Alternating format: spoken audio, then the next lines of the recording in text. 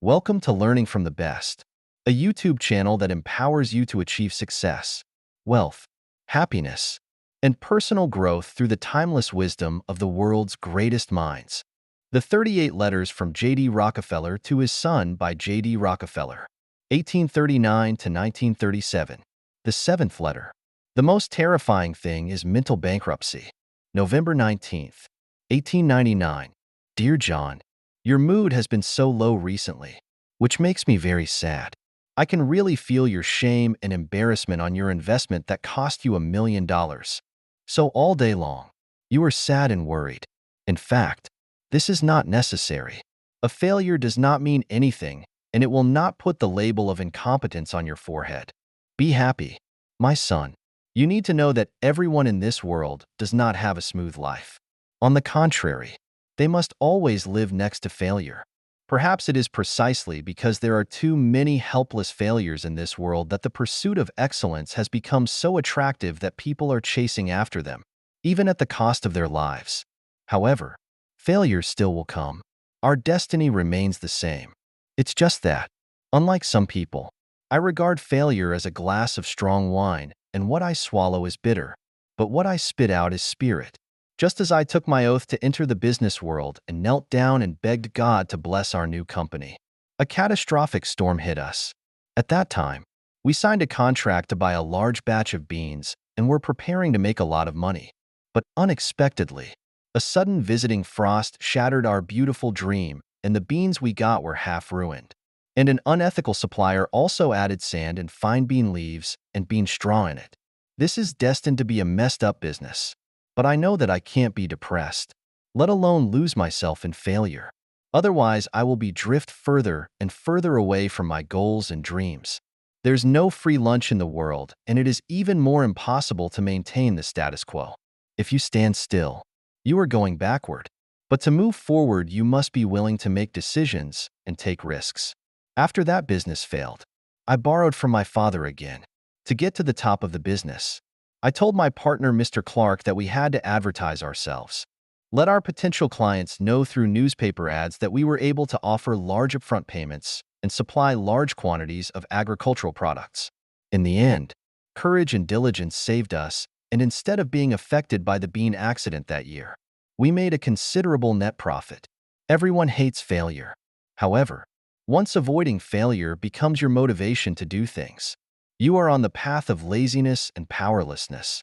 This is terrifying, even a disaster, because this indicates that people may lose opportunities that they might have had.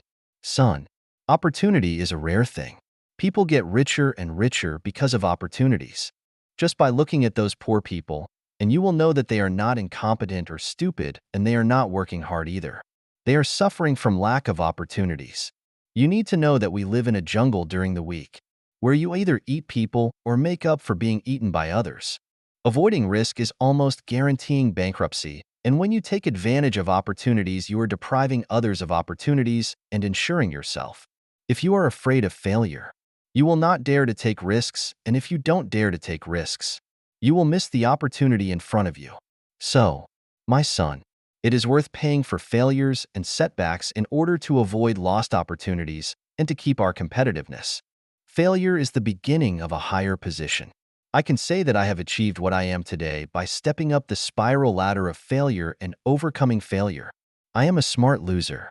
I know how to learn from failure, extract success factors from failure experience, and use means that I have never thought of to start a new business. So I would say that failure is a good thing as long as it doesn't become a habit. My motto is, people must always be full of energy, always strong and persistent no matter what failures and setbacks they encounter. This is the only thing I can do. I myself can understand what I do to make myself happy and what is worth working for. Fundamental expectations are like a broom in the hands of a cleaner that will sweep away all the rubbish on your path to success. Son, what are your own fundamental expectations? As long as you don't lose it, success will come. Optimists see opportunity in suffering. Pessimists see suffering and opportunity. Son, remember the formula for success that I believe it's so deeply in. Dreams plus failures plus challenge are the way to success. Of course, failure has its lethal power. It can make people sluggish, depressed, and lose their fighting spirit and will. What matters is what you see failure as. The genius investor Mr. Thomas Edison performed more than 1,000 experiments before lighting up Mr. Morgan's office with electric lights. For him, failure is the field of success. 10 years ago, a young reporter from the New York Sun interviewed him, and the young man asked him, "Mr. Edison, what do you think of your present invention that has failed 10,000 times?" Edison didn't use the word failure. He told the reporter in an elderly voice, "Young man, your journey has just begun. So I will tell you a revelation that will be very helpful for your future. I have not failed. After 10,000 times, I have invented 10,000 ways that don't work. The power of the mind is always so great. Son, if you want to declare mental bankruptcy, you will lose everything. You need to know that people's career is like a wave.